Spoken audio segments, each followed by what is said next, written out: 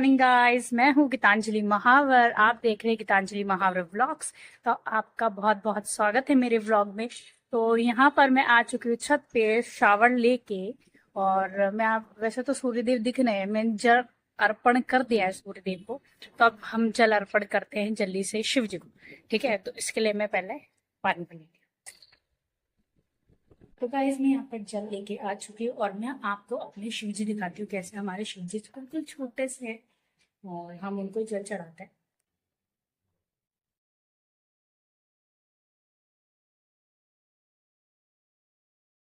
Guys अब जल्दी से बाकी पौधों में भी पानी डाल देते हैं हम।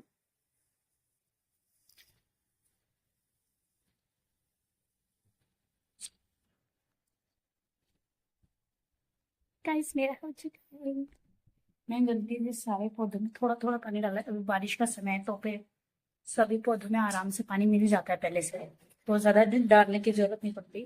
तो मैंने डाले। अब मैं जाऊंगी नीचे। गाइस तो मैं आपको अब बताने वाली हूँ कैसे मैं स्टडी करती हूँ। ठीक है, तो आपको देख के पता ही चला होगा कि मैं नीट की तैयारी कर रही हूँ। आपने देख लिया होगा मेरा थंबनेल, तो आपको पता चल जाएगा अभी मैं कैसे तैयारी करती हूँ। तो मैं पहले तो आपको अपनी स्टडी टेबल दिखाती हूँ कि मेरी टेबल पे क्या क्या रहता है, क्या क्या चार्ट लगे हुए हैं, क्या क्या तो उसमें पॉजिटिविटी है, ठीक है, क्या क्या थॉट्स लगे लगा रखे हैं मैंने जो कि मुझे पॉजिटिव थॉट देते हैं, पॉजिटिव माइंड रखते हैं मैंने। ठीक है, तो मैं दिखाती हूँ आपको। गाइज यहाँ पर तो है बुक जो कि एनसीईआरटी की, जो कि मोस्ट इम्पोर्टेंट। यहाँ पर आपको दिख रहा होगा कि कौन सी बुक है। तो ये भी बायो की है जो कि मैंने कवर अप कर रखी है, थोड़ी सी फट गई थी। ठीक है, थोड़ा सा इसको मैंने डेकोर किया। और ये आप जानते होंगे 12th क्लास की एनसीईआरटी है और साथ ही साथ ये 11th क्लास की एनसीईआरटी है बायो। तो bio is the most important for अगर आप नीट कर रहे हैं तो फिर। और बाकी रजिस्टर है, ये पेन वगैरह मैं बहुत सारे पेन्स यूज करती हूँ, कलरफुल पेन में यूज करती हूँ नोट्स बनाने के लिए। ठीक है, कंप्यूटर है जिसपे मैं स्टडी करती हूँ। जो भी मुझे समझ में नहीं आता तो फिर मैं इस पे देखती हूँ। और साथ ही हमारा चार्ट है, ये नॉन कोऑर्डिनेट्स का चार्ट आपको दिख रहा होगा। ये पूरा चार्ट मैंने बनाया है, आप देख सकते हैं।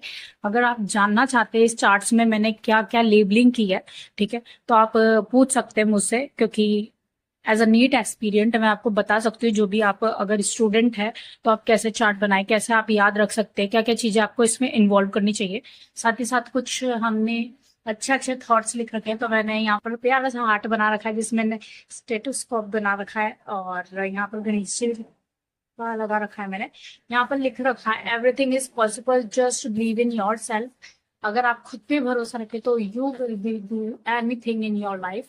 ठीक है, और यहाँ पर कुछ रिमाइंडर्स लिख रखे कि जो मैं रोज पढ़ के खुद को याद दिलाती हूँ कि मुझे क्या करना है। तो यहाँ पर लिखा हुआ है small daily efforts add up to a big wins over a time. तो यहाँ पर लिख रखा है कि छोटे छोटे कदम जो होते हैं ना हमारे, वही हमें बड़े रास्ते पे लेके जाते हैं। यानी small small things give a big deal of in our life.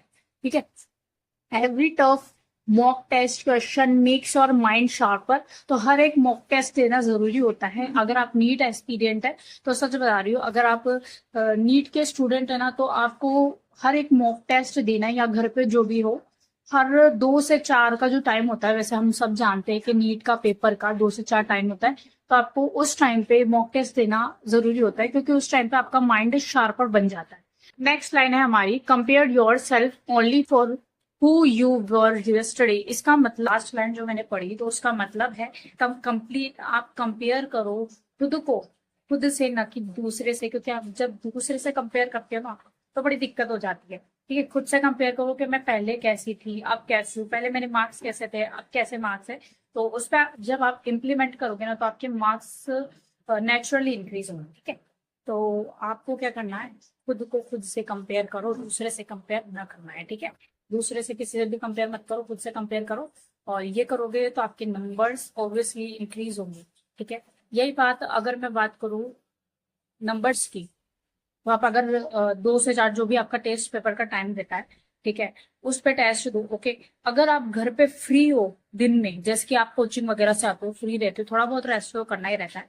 ठीक है, जैसे कि आप घर पे आते हो थक हार के, फिर उसके बाद थोड़ा रेस्ट कर लो, फिर एक सर्टेन 3 घंटे का ऐसा टाइम बनाओ जो कि पेपर के टाइम के आसपास हो। ठीक है, पेपर के टाइम पे हो तो बहुत अच्छा है। तो उससे क्या होगा ना, आप डेली जब उस टाइम पे टेस्ट दोगे ना, तो उस टाइम पे आपका माइंड बहुत ज्यादा ग्रोन अप हो जाएगा। मतलब उस टाइम पे आप बहुत ज्यादा शार्पन आपका माइंड हो जाएगा। उस टाइम पे आप मैक्सिमम क्वेश्चन सॉल्विंग कर सकते हो। अगर आप पेपर नहीं दे रहे कोई बात नहीं, मैक्सिमम क्वेश्चन सॉल्व करोगे तो उससे भी प्रॉफिट मिलेगा। साथ ही साथ फिजिक्स के क्वेश्चन ज्यादा सॉल्व करोगे तो उस टाइम पे आपका माइंड सेटअप ऐसा हो जाएगा कि दिमाग उस टाइम पे बहुत सारे क्वेश्चन आसानी से सॉल्व कर पाएगा। तो जैसे क्या कि अगर हम बात करें, नीट का पेपर जो होता है वो 2 से 5, 5:15 का था इस बार। क्या 3 घंटे का होता है। अब 3 घंटे 15 मिनट के आगे तक चलता है नहीं चलता वो मुझे नहीं पता। ठीक है। तो इस बार तो कह रहे हैं कि कंप्यूटर बेस्ड पेपर होगा।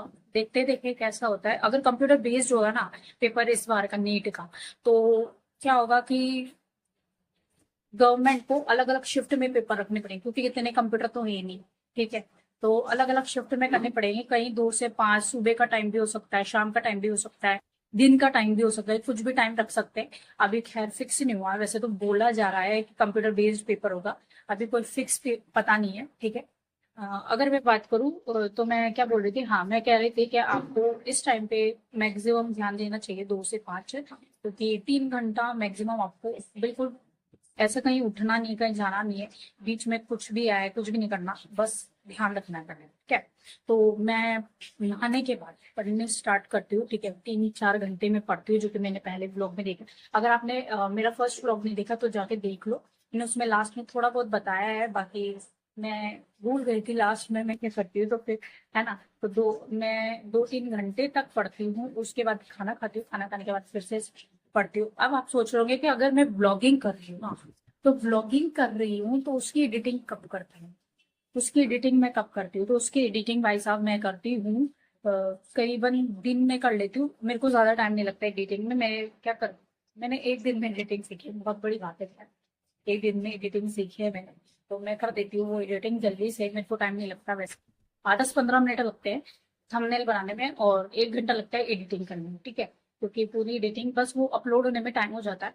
अपलोड होने में 10 से 15 मिनट लगते हैं उसको। ठीक है। बाकी अब मैं बताती हूँ कि मैं स्टडीज कैसे करती हूँ। ठीक है। आपको कुछ बुक्स भी बताती हूँ, मैं बुक्स में कैसे लिखती हूँ। ठीक है। तो वो भी बताइए। वैसे तो मैं ज्यादा हाइलाइटर का यूज नहीं करती, क्योंकि पूरा उसमें मैशअप हो जाता है, तो समझ ही नहीं आता कौन सी इंपॉर्टेंट लाइन है कौन सी इंपॉर्टेंट नहीं है। तो मैं जो इंपॉर्टेंट लाइंस होती है जिसको मुझे लगता है कि पेपर में आ सकती है, ठीक है, तो वो मैं उनको बिल्कुल ऐसे लिखती हूँ। देखो मैं आपको दिखाती हूँ, ये देखो इंपॉर्टेंट लाइंस को बिल्कुल टिक करके पूरा डिटेल में मैं साइडों में लिखती हूँ। और मैंने कई सारी ट्रिक बना रखी है इन सब पे। बहुत सारी ट्रिक है, बहुत सिंपल ट्रिक है, आपको यूं ही याद हो जाएगा। अगर आपको ट्रिक जाननी है प्लांट किंगडम के जो भी एग्जांपल्स है, जैसे कि फंगी के एग्जांपल, एल्गी के एग्जांपल, एल्गी के भी बहुत सारे टाइप्स होते हैं, फंगी के भी टाइप होते हैं, तो इन पे भी मैंने अलग वीडियो आपके लिए बना सकते हो। अगर आप जानना चाहते हैं कि कैसे सिंपली हम याद कर सके जो भी एग्जाम्पल्स हैं, तो मैं आराम से आपको वीडियो दूंगी। ठीक है। तो आपको कमेंट में लिखना पड़ेगा उसके लिए मुझे, ताकि मैं इस पे भी वीडियो बनाऊं। तो मैंने देखो की तरह इंपॉर्टेंट चीजें लिख रखी है, ताकि मैं इन पे ज्यादा फोकस करूं। देख सकते हैं मैंने यहाँ पर शॉर्ट नोट भी बना रखे हैं, जैसे कि मैं मेन जैसे कि मुझे पेपर के टाइम पे पढ़ना हो तो सिर्फ मैं ये पढ़ के चल जाऊंगी, जिसमें ये वाला हिस्सा, ये जो साइड में मैंने लिख रखा है, ये पढ़ के चल जाऊंगी, जिसमें पूरा पेज मेरा कंप्लीट हो जाएगा। उसके बाद गाइज मैंने की पढ़ाई।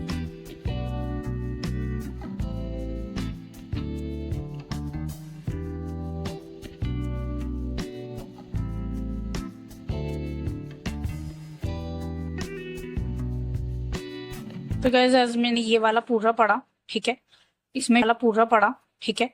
इसमें शॉर्ट्स नोट्स लिखे, यहाँ पर छोटे छोटे जो भी इंपॉर्टेंट होते हैं जिन पे मुझे मेन ध्यान देना है वो चीजें मैं यहाँ पर लिखती हूँ।